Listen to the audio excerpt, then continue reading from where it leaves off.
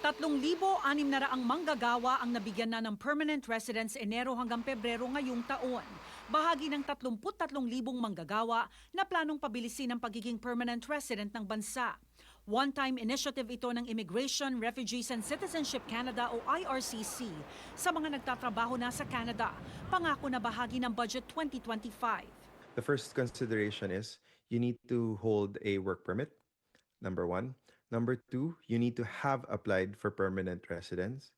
Number three, you need to have been living for a minimum of 2 years in a small community, meaning yung labas nga sa mga census metropolitan area.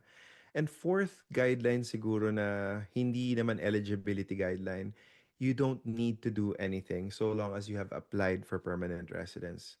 Sa ilalim ng inisyatibong ito, 20,000 manggagawa ang magiging permanent resident sa 2026. 13,000 naman ang inaasahan na maging PR sa 2027. Pabibilisin ang proseso ng mga eligible na work permit holder na nakasalang na ang PR application. Basta may active PR application ka, and they did identify which PR streams yung kanilang ginagamit for this TR to PR measure. They've identified the Provincial Nomination Program. They've identified the Atlantic Immigration Program. They've identified the rural community pilots, pati na rin yung francophone pilots, as well as the agri pilots, and siguro matutuwa yung mga kababayan natin, even the caregiver pilot programs. But again, you need to meet the other requirements. Marami ang nag-abang sa inakalang panibagong Temporary Resident to Permanent Resident o TR to PR program ngayong taon, gaya ng programang inilunsad noong taong 2021.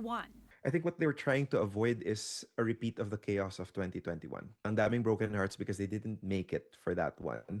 So they didn't want to repeat that problem. And they wanted to facilitate those who are already contributing, into the system. So it made sense to actually piggyback it on existing programs. Basta't nakasalang na ang PR application at pasok sa eligibility requirements na nabanggit, asahan daw na mas bibilis ang galaw ng aplikasyon.